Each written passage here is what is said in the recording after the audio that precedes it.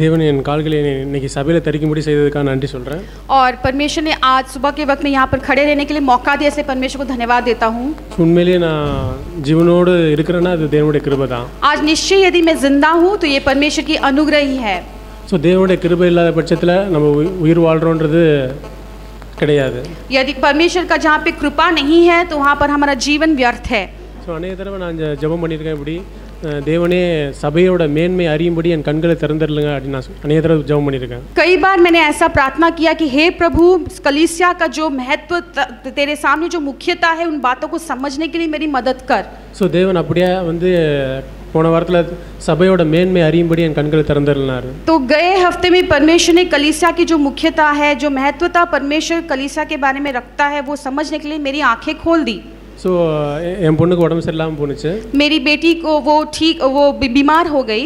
So அப்படியே நான் என்ன பண்ணுறதுன்னு தெரியல.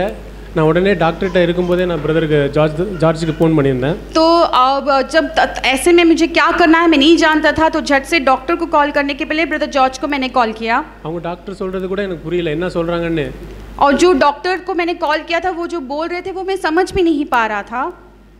அப்புறமேல தான் எனக்கு புரிஞ்சிச்சு, அது காலில் அந்த ஏதோ ஒரு பெரிய ஒரு வியாதி வர மாதிரி இருக்குது அப்படின்னு நான் உணர்ந்து கொண்டேன்.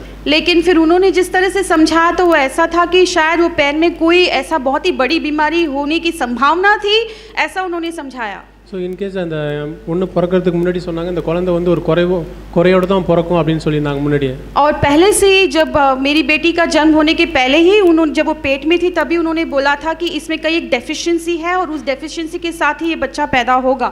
ஸோ அப்புறமேல அதெல்லாம் அதே நேரத்தில் என்னோட சித்தப்பாவோட பொண்ணுக்கு அதே மாதிரி தான் இந்த வயசில் கால் வராமல் போயிடுச்சு. तो मेरे जो अंकल हैं उनकी भी एक बेटी जो है उसको भी ऐसा ही बीमारी हो गया था.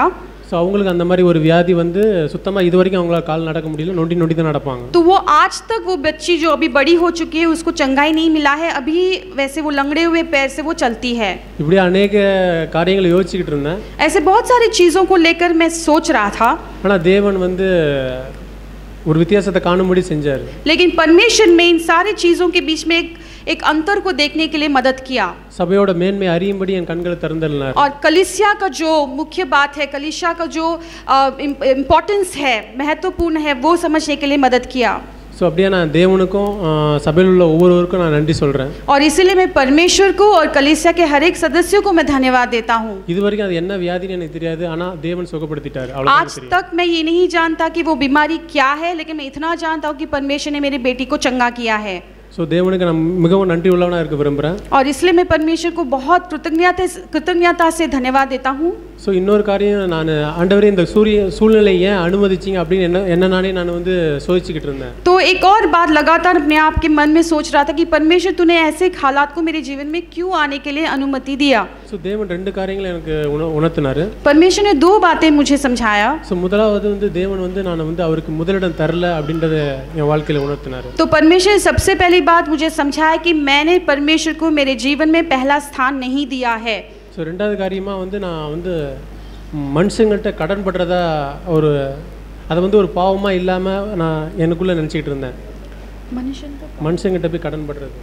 तो दूसरी बात ये समझाया कि मनुष्य के सामने जाकर मैं जो कर्जे में गिरता हूँ वो एक पाप नहीं होकर ऐसा मैं जीवन बिता रहा था, ये समझ परमेश्वर ने मुझे दिलाया. ஏதோ ஒரு கஷ்டம்னா டக்குன்னு போய் நான் மனுஷங்கள்ட்ட தான் கையேந்திரவனா இருக்கேன். जब भी कोई भी समस्या आती है तो झट से जाकर मैं मनुष्य के सामने जाकर मदद मांगता हूँ. ஸோ தேவன்ட்ட நான் ஃபர்ஸ்ட் போறதா இல்ல. सबसे पहले मैं परमेश्वर के पास नहीं जाता. ஸோ நான் நேற்று தினத்தில் ஒரு புத்தகம் வாசிச்சுட்டு இருந்தேன். तो कल मैंने एक किताब पढ़ी थी, नो गॉड्स वेஸ் அப்படின்னு. परमेश्वर के मार्गों को तुम जानो.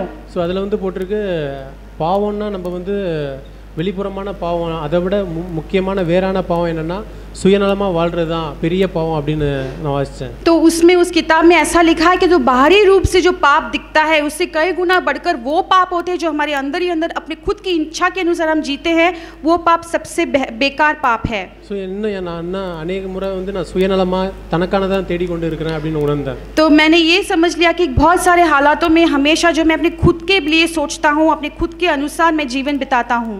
ஸோ தேவன் அப்படியே என்னுடைய பாவங்களை எனக்கு உணர்த்தி நான் மறுபடியும் உடனடியாக மனம் திரும்பி நான் தேவன்கிட்ட வந்தேன். तो जब जैसे परमेश्वर ने मेरे पाप के बारे में मुझे एहसास दिलाया, मैंने पश्चाताप किया और परमेश्वर की ओर लौट आया. ஸோ தேவன் வருகாலங்களில் ஞானம் உள்ளவனாக நடக்க எனக்கு உதவி செய்வார் என் நம்பிக்கை இருக்கிறது. मैं विश्वास करता हूँ कि आने वाले दिनों में परमेश्वर के लिए एक बुद्धिमान होकर जीने के लिए परमेश्वर मदद करेगा. आमीन.